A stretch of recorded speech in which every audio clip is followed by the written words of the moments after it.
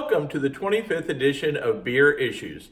My name is Matt Bruckert, and today we're going to be trying a beer based on somebody's request that we try it. Aaron requested on YouTube that we try the Dogfish Head Flesh and Blood. It's kind of a unique beer. It's kind of funny. Actually, a couple of my friends were just at the brewery yesterday in Delaware. So pretty interesting timing that we've got this beer a request, and I have friends that were just there yesterday. So pretty neat stuff. But anyway, we're going to go ahead and we're going to try this beer. The Dogfish Head Flesh and Blood IPA. It's an Indian Pale Ale. The flesh part is the lemons. Okay, it's the flesh of the lemon, and the blood would be the blood orange. So it's a pretty unique beer where we're going to be sampling it. Okay, so let's go ahead and we'll get this poured. We'll talk more about the beer while I'm pouring it. Okay, this beer, of course, like I said, from Delaware. It clocks in at about 7.5% alcohol by volume, so it's got a little bit of a kick to it. And we got a nice, beautiful head on that, a nice golden, reddish, orange color that we're getting out of that. So, very, very nice.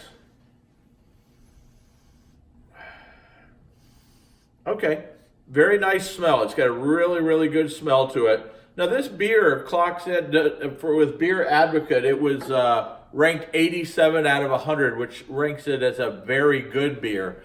And I've had this before, so I know that that's pretty accurate. It is a very good beer. So I'm going to be enjoying this. Now, a lot of people don't know, but Dogfish Head was one of the original companies some 20 years ago that started adding fresh fruit into beer.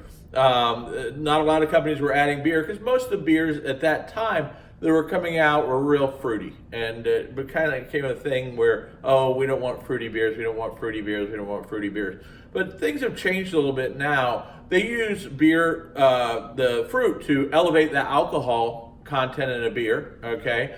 And they also use it to smooth out the hops. So when you have a relatively hoppy beer, you can finish it off so it's not such that bitter taste on the end.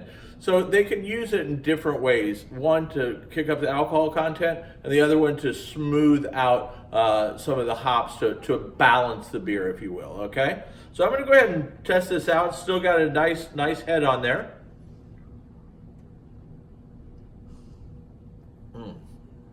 So you smell the citrus. You definitely taste the citrus. Almost tastes like tropical fruit. You taste the blood orange. It's very clear and distinct. It does have a hoppiness to it, but you get the hops in the front, and then it smooths off into the almost tart fruit flavor. It's very tasty, very delicious beer.